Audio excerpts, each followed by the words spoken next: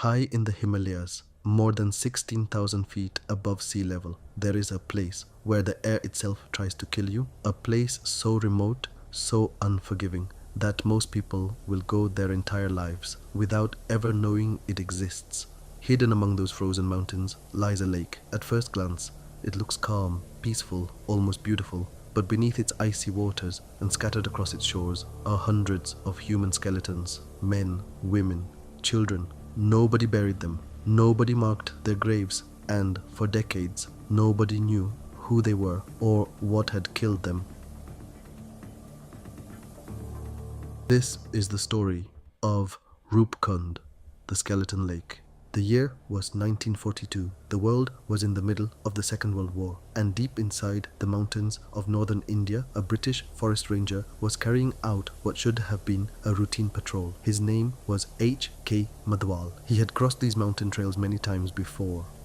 Nothing about that day seemed unusual until it did. As he approached a small glacial lake, he noticed that the snow had melted more than usual, and something was sticking out near the water. At first, he thought it was a rock, but when he moved closer, he realized it was not a rock. It was a human skull. Then he saw another, and another, and another. As his eyes adjusted to the scene around him, he realized he was not looking at one body, or even 10.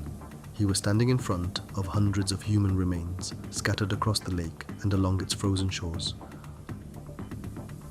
4 decades after the discovery of Roopkund Lake, one question dominated every investigation: who were these people and what killed them? Over time, several theories emerged. Each one seemed possible at first, but none of them fully explained what was found at the lake. The first theory suggested that these might have been Japanese soldiers. This was during the Second World War, and the Himalayas were seen as a possible infiltration route. But this idea quickly collapsed because the bodies were far too old. These people had died long before modern warfare even existed. The second theory suggested a lost army. Perhaps a military group had been caught in a sudden blizzard while crossing the mountains. It made sense at first, until scientists examined the remains more closely. They found something unexpected. Among the skeletons were men, women, and children. This was not an army. Armies do not travel with families, so that theory also failed.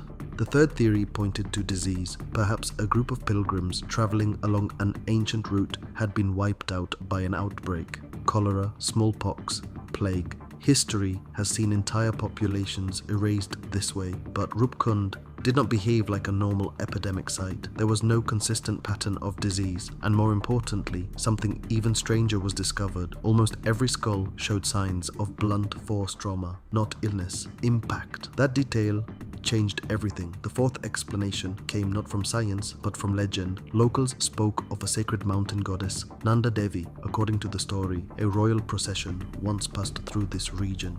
They were loud, disrespectful, careless in a sacred place, and the goddess responded with anger. She sent punishment from the sky.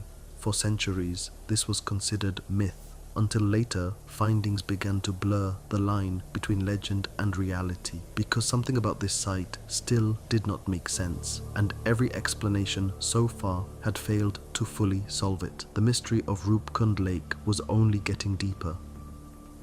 Long before scientists studied Roopkund Lake, before satellites and DNA analysis, the people who lived in these mountains had their own explanation. They spoke of Nanda Devi, a mountain goddess, not just a myth, but a presence, something that lived within the Himalayas themselves. To them, the mountains were not just rock and snow, they were alive, sacred, and powerful beyond human understanding. Archaeologists and scientists started examining the remains more closely, and what they found was far more complex than anyone expected. At first, they assumed all the skeletons belonged to a single group, one event, one disaster, one moment in time. But that assumption quickly fell apart because the bodies did not all belong to the same period. Radiocarbon dating revealed something extraordinary. The remains were not from one era, they were from multiple centuries. Some skeletons were over 1,000 years old, others were much more recent in comparison. This meant Roopkund was not the result of a single tragedy. It was a place that witnessed multiple events across time. For decades, Roopkund Lake remained an unsolved mystery, but modern researchers eventually began to notice a pattern, not in who the people were, but in how they might have died. The injuries on the skeletons told an important story. Many of the skulls showed a very specific type of damage. Not sword cuts, not animal attacks, but blunt force impact from above. That detail changed everything because it suggested something was falling from the sky. In the Himalayas, weather is extremely unpredictable, and at extreme altitudes, storms behave very differently than in lower regions. Temperatures can drop suddenly, cloud systems can collapse without warning, and in rare conditions, hailstorms can become extremely violent. Not the small hail people are used to, but large, heavy ice chunks falling at high speed. Some researchers proposed a disturbing possibility that a massive hailstorm had struck this region with no warning and no shelter. Roopkund Lake sits in a bowl-shaped valley surrounded by steep rock walls. If a group of travelers were caught there during a sudden storm, they would have nowhere to escape, no cover, no protection, only open sky above them and ice falling from it. Repeated impact from large hailstones could explain the blunt force injuries found on the skulls. It could also explain why so many people died in the same location. But even this theory does not completely solve the mystery, because it raises another question. Why did multiple groups from different centuries end up in the same deadly location? Was it coincidence, or was this route being used repeatedly over generations? And if so, why did they keep coming back to a place that proved so deadly? Even today, scientists still debate the full explanation, but the hailstorm theory remains one of the most widely accepted possibilities. A natural disaster so sudden and so violent that it turned a sacred journey into a mass grave high in the mountains.